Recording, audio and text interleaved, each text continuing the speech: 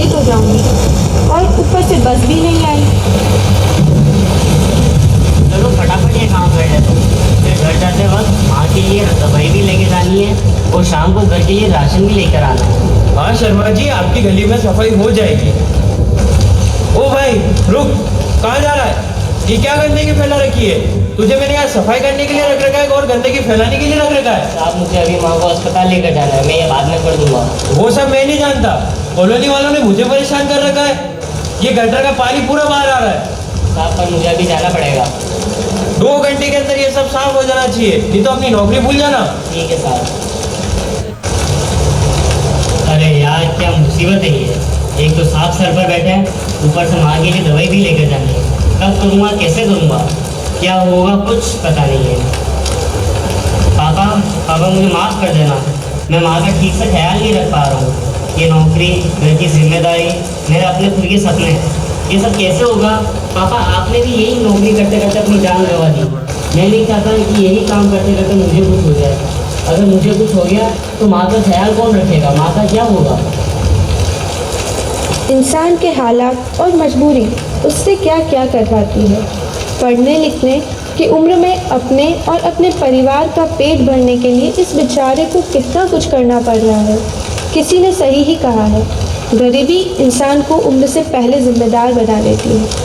एक तरफ यह लड़का जो अपनी जिम्मेदारी के लिए क्या क्या कर रहा है और एक तरफ आजकल के बच्चे जिनको वक्त से पहले के हाथ में सब सुविधाएं होते हुए भी इन जैसे मजबूर लोगों के लिए कुछ नहीं कर सकते। अभी कॉलेज जाकर बच्चों से इसके बारे में बात करती हूँ। चलो सही वक्त पर मेरी बस भी आ गई।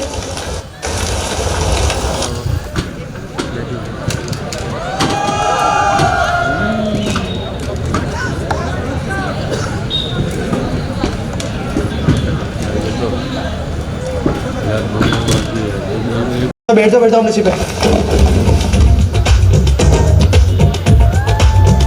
वाह, what a lovely साड़ी।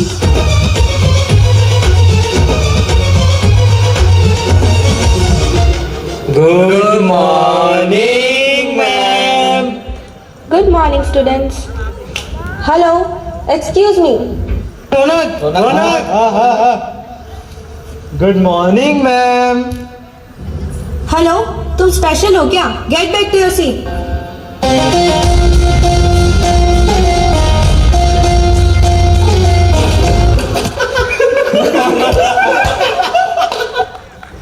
चलो अब मस्ती हो गई हो तो क्लास शुरू करें। तो मुझे ये बताओ, दुनिया का बेस्ट ड्रेनेज सिस्टम किस देश के पास है? मैम शंभूपुरा। कराची। युगांडा। यशराज तुम बताओ। Ma'am Japan. करेक्ट, जापान और सिंगापुर का ड्रेनेज सिस्टम दुनिया का बेस्ट ड्रेनेज सिस्टम में आता है। एंड ऑल्सो ये कंट्रीज में ऐसे ड्रेनेज सिस्टम है जहां सबसे कम मैनुअल एफर्ट्स लगते हैं। लेकिन किसी ने ये सोचा कि मैंने ये सवाल आज ही क्यों पूछा? क्योंकि कभी ड्रेनेज सिस्टम में हमारा देश बेस्ट हुआ करता था। जी हाँ बच्चों, हमारी देश का जो इंडस वैली सिविलाइजेशन है, वहाँ की 2 इम्पॉर्टेंट सिटीज़ हड़प्पा और मोहनजोदारो का ड्रेनेज सिस्टम आज से हज़ारों साल पहले भी इतना एडवांस्ड और कंप्लीट हुआ करता था। इतने साल पहले बिना किसी एडवांस टेक्नोलॉजी के सहारे सारा काम फ्लुएंटली हुआ करता था।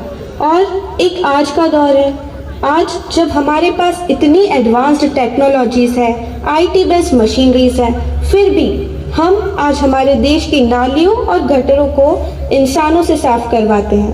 मैम आप कहना क्या चाहते हो? आज सुबह जब मैं कॉलेज आ रही थी तब मैंने देखा कि तुम्हारी ही उम्र का एक बच्चा, एक गरीब लड़का पढ़ने लिखने की उम्र में नालियों की सफाई कर रहा था।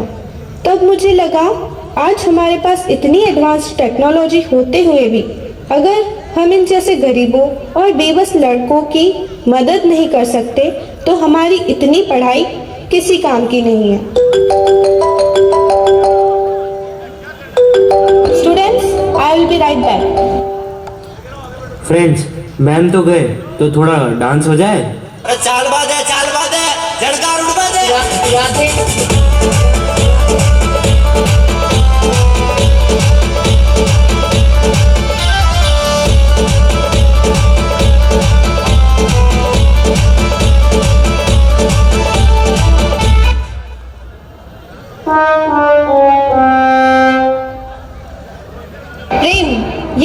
तक बना रखा है।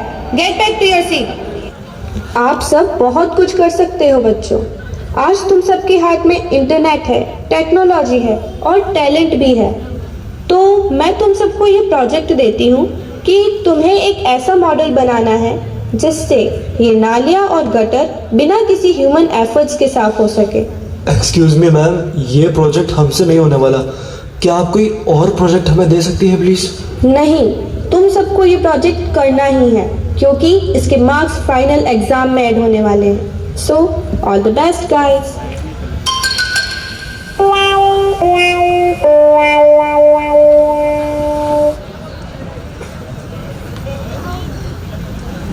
और मेरे हीरो कैसी चल रही है पढ़ाई?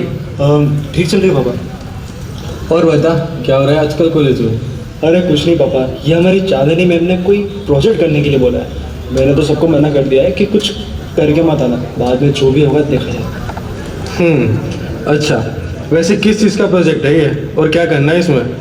वो एक्चुअली पापा, आज मैम ने कॉलेज आते वक्त किसी गरीब लड़के को काम करते हुए देखा था, तो उसकी मजबूरी को देखकर उनको उस लड़के पर तरस आ गया। तो फिर क्लास में आके उन्होंने कहा कि हमें उन गरीब जैसे लोगों के लिए कुछ करना चाहिए, और हमें एक प्रोजेक्ट दे दिया जिसमें हम लोगों को गटर और नालियों को टेक्नोलॉजी की मदद से कैसे साफ़ कर सकते हैं, उसका एक AI मॉडल बनाना है। अब पापा आप ही बताओ, अगर वो लड़का गरीब है तो इसमें हम क्या कर सकते हैं? हमने थोड़ी उसे गरीब बनाया, वो तो उसकी किस्मत है, इसमें हम क्या कर सकते हैं? वैसे बेटा बात तो तुमने सही कही है, लेकिन तुम क्या कर सकते हो? लेकिन बेटा मेरी एक बात हमेशा याद रखना कि इंसान के बुरे हालात और उसकी बेबसी उससे किसी भी तरह का काम करवा सकती है। ये जो आज तुम्हारे पास इतनी सारी सुख सुविधाएं हैं, ये सब काफ़ी लंबे संघर्ष के बाद मिली है। मैंने और तुम्हारे दादाजी ने बहुत दुख भरे दिन देखे हैं।